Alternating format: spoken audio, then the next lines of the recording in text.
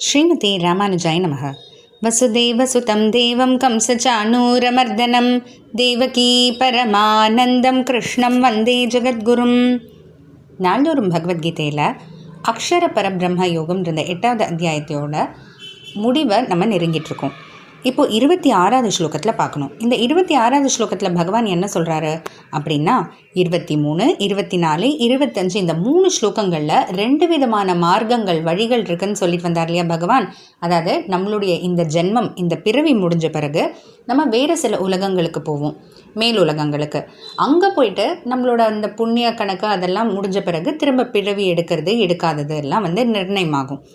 அப்போது அந்த உலகங்களுக்கு போகிறதுக்கு 2 வழிகள் இருக்கிறதா பகவான் சொல்லிட்டு வந்தார் இல்லையா. அந்த 2 வழிகள் பற்றி விரிவாக 24, 25 ஸ்லோகத்தில் சொல்லிட்டாரு.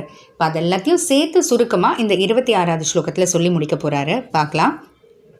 சுக்ல கிருஷ்ணே கதி ஹேதே ஜகத சாஸ்வதே மதே ஏகயா யாத்யநாவ்ருத்திம் அன்யயா வர்த்ததே புனஹ. ஏதே கதி, இந்த 2 வழிகள் இருக்கு இல்லையா, இந்த 2 கதிகள், வழிகள், மார்க்கங்கள். என்ன 2 வழிகள்? சுக்ல கிருஷ்ணே, சுக்லன்னா வெளுப்பாக இருக்கக்கூடிய அந்த அர்ச்சிராதி மார்க்கம் ஒன்று, கிருஷ்ண கருப்பாக இருக்கக்கூடிய தூமாதி மார்க்கம் ஒன்று. இந்த 2 மார்க்கங்கள் ஜகத்தக உலகத்தில் இருக்கக்கூடிய எல்லாருக்கும்னு சொல்லும்போது ஞானிகள், புண்ணியசாலிகள். இங்கே ஏன் நம்ம ஞானிகள் புண்ணியசாலிகள் அப்படின்னு சொல்கிறோன்னா, ஞானிகள்னா பகவான்கிட்டேயே பகவானையே வேண்டி, பகவானையே எப்போதும் நினச்சி, பகவான் இருக்கக்கூடிய அந்த உயர்ந்ததான இடம், அந்த வைகுண்டம்க்கு போகணும்னு நினைக்கக்கூடியவங்க.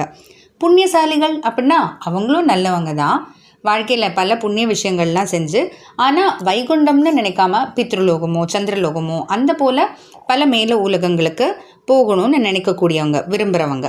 அப்போது ஞானிகள் புண்ணியசாலிகளுக்கெல்லாம் இந்த சுக்ல கிருஷ்ண இந்த 2 வழிகள் தான் சாஸ்வதே மதே, நிலையானதுன்றது புரிஞ்சுக்கோ அப்படின்ட்டு பகவான் சொல்கிறாரு. அதாவது என்ன அப்படின்னா, பிறவி எடுத்து இப்போ புண்ணியசாலிகளாக இருக்கட்டும் இல்லை ஞானிகளாக இருக்கட்டும், இந்த 2 வழியில் தான் அவங்க போய் ஆகணும் அப்படின்றது பகவான் சொல்கிறாரு. பாவம் செஞ்சவங்களுக்கு நரகம் அப்படின்றதுலாம் வேறு விஷயம். இப்போ நம்ம பேசுகிறது புண்ணியசாலிகளுக்கும் ஞானிகளுக்கும் இந்த 2 வழியில் ஒன்று அப்படின்னு. இந்த 2 வழியில் என்ன அப்படின்னு திரும்ப ஒரு தடவை சொல்லி முடிக்கிறாரு. ஏக்கையா, இந்த 2 வழியில் ஒன்றானது, அனாவிருத்தம் திரும்ப வருதுன்றது கிடையாது. அந்த வழியாக போனால் திரும்ப வராததுன்னா என்ன? திரும்ப பிறவி எடுத்தல் கிடையாது. யாத்தி, அதாவது இந்த வழியாக போய் அடைகிறவங்களுக்கு மறுபடியும் பிறவி கிடையாது.